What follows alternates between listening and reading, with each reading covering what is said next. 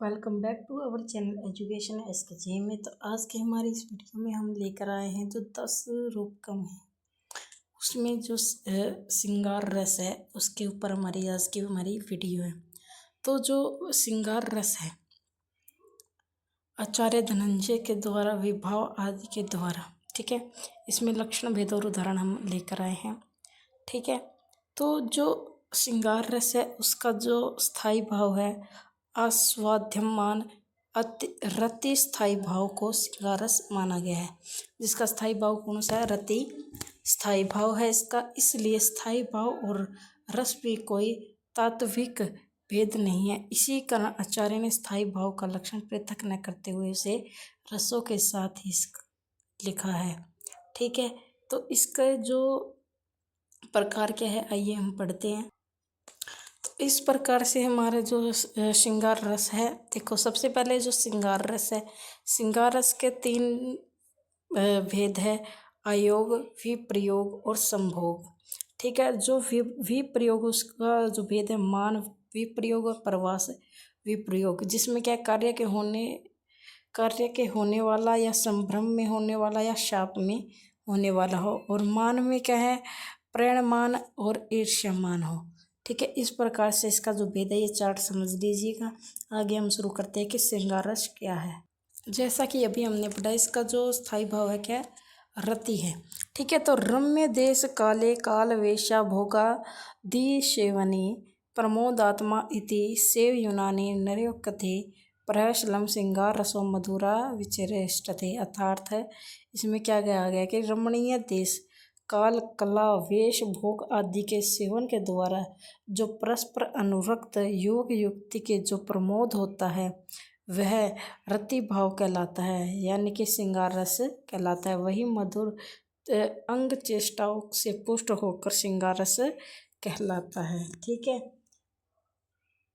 तो इसमें क्या बताए? जो रमणीय देश काल और वेश आदि भोग से आदि के सेवन के द्वारा जो हमें अनुराग होता है उसे हम जो युक्तियों के प्रमोद द्वारा होता है यानी मिलन से होता है, वो रति भाव को हम अंग चेष्टाओं द्वारा पुष्ट करके श्रृंगार रस बनाते हैं। अभिप्राय यह है कि जहाँ नायक और नायिका एक दूसरे के प्रति अनुराग रखते प्रेम रखते हैं वहाँ पर श्रृंगार रस हुआ करता है। जैसे रमणीय देश आदि बहुत सुंदर देश के बारे में उद्दीपन भाव होते हैं, युग युक्ति जैसे आलम्बन विभाव होते हैं, वे जो मधुर अंग चेष्टाएं उसके अनुभव को क्या कहते हैं? अनुभव को हम श्रृंगार रस कहते हैं। ठीक है, इसका हम एक उदाहरण लेंगे। तो यहाँ पर देश विभाव जो है, यहाँ पर देश विभाव से संबंधित उदाहरण दिया गया है। आगे है हमारा काल विभाव से संबंधित एक उदाहरण है इधर हमारा, फिर आगे है हमारा काल विभाव से जो संबंधित उदाहरण है। तो इनमें से एक आपको उदाहरण आना ही है, लिखना। तो यहाँ पे वेश से संबंधित उदाहरण है। ये सब क्या है? हमारे श्रृंगार रस के उदाहरण है। मेरे को आसान ये लगता है। अशोत सध्या कुसुमान्य शोके स्कंद प्रभुतेत्वा स्वल पल्ली पादेनाश्य सूर्यधना संपर्क निश्चित पूर्णाम। अर्थात सुकुमार के तृतीय सर्ग में उदाहरण में वसंतन के आगमन से जो वृक्ष और पशु आदि के रति भाव उत्पन्न हुए उन्हें भी क्या है हम श्रृंगार रस के अंतर्गत लिख सकते हैं। इसे काल भाव भी कह सकते हैं। ठीक है, आगे है हमारा, तो आगे इसमें उपभोग भाव में दे रखा है प्रमोद, जो आपको अच्छा लगे। तो ये रस के जो पोषक भाव हैं। ठीक है, अब आगे हमारे जो श्रृंगार रस है उसके भेद है। अयोगो विप्रयोगस्य संभोगस्यते च तृषा, यानी कि अर्थार्थ है कि श्रृंगार रस में क्या है? अयोग विप्रयोग और संभोग के 3 प्रकार के जो भेद बताए गए हैं, लेकिन आचार्य भरत सहित प्राय सभी आचार्यों ने श्रृंगार के 2 ही भेद माने हैं, संभोग और विप्लभ्य। ठीक है, विप्रलभ्य में भय का शब्द का जो द्वारा अयोग विप्रयोग दोनों ही कहा गया है, यानी कि दोनों एक में ही दिए गए अयोग और विप्रयोग को। जो संभोग है ये अलग है ही। तो इस प्रकार से क्या है इसका जो बताया गया, जहाँ पर नायक और नायिका को संदेश देकर समय पर नहीं आने के बारे में, जो ये सारे क्या है श्रृंगार रस के ही प्रकार हैं। तो हम तीनों प्रकार करेंगे, अयोग विप्रयोग और संभोग। ठीक है। तो इस हमारा जो पहला अयोग श्रृंगार, अयोग श्रृंगार में 3 भेद है। ठीक है।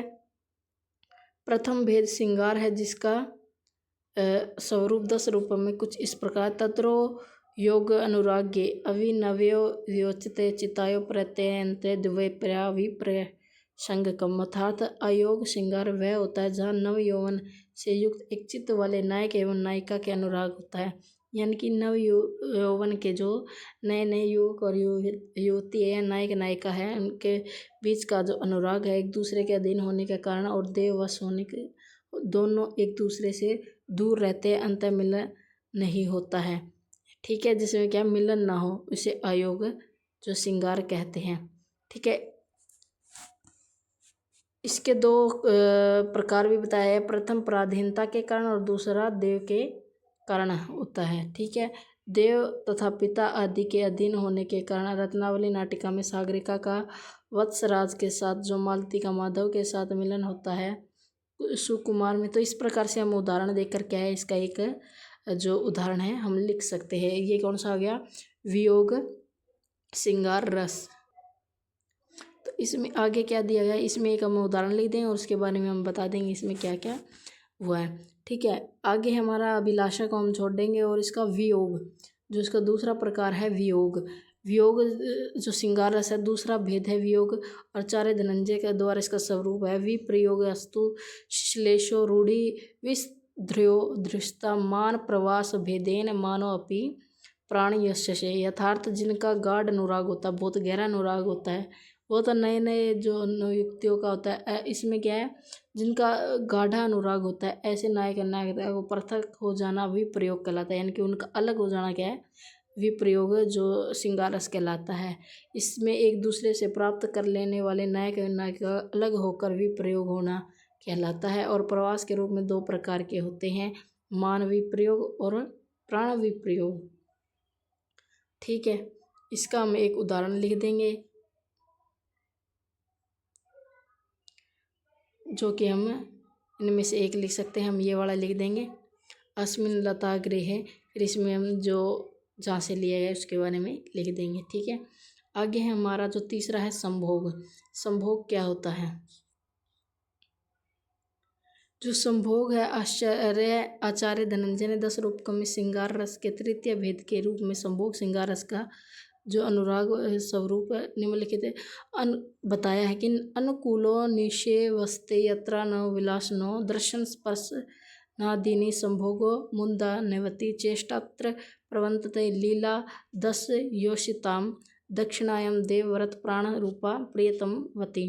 अर्थात आनंद पूर्ण अवस्था में संभोग श्रृंगार है वह 2 विलासी जन अनुकूल होकर परस्पर दर्शन स्पर्शन आदि का उपभोग करते हैं। उसमें युवतियों की प्रिय के प्रति लीला आदि 10 जो चेष्टाएं हुआ करती है जो दक्षिणाएं मृदुल और प्रेम के अनुराग पर होती है उसे हम क्या कहते हैं, संभोग श्रृंगार रस कहते हैं। इसका एक उदाहरण हम यहाँ पे लिखेंगे।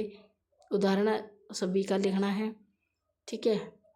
जैसे किमपि किमपि मंदम मंदम अयोगा जल प्रगाकोत्सत परिसंभाव्य प्रीत के दोषाणों रविदित गत यामा रात्रि रेवी वैरसित। यानी कि इसमें प्रथम जो श्लोक है उत्तर रामचरित के राम और सीता से कह रहे हैं कि सीता क्या आप हमें तुम्हें याद है और वही स्थल है जहाँ हमने अपना यादगार समय बिताया था। इस प्रकार से वो क्या है जो संभोग जो संभोग श्रृंगार रस है उसके बारे में इसमें बताया गया है। ठीक है। तो यहाँ पे होगा। तो वीडियो पसंद आई तो वीडियो को लाइक और चैनल को सब्सक्राइब करो। नेक्स्ट जितने भी आपको रस है उनकी अगर वीडियो चाहिए तो वीडियो में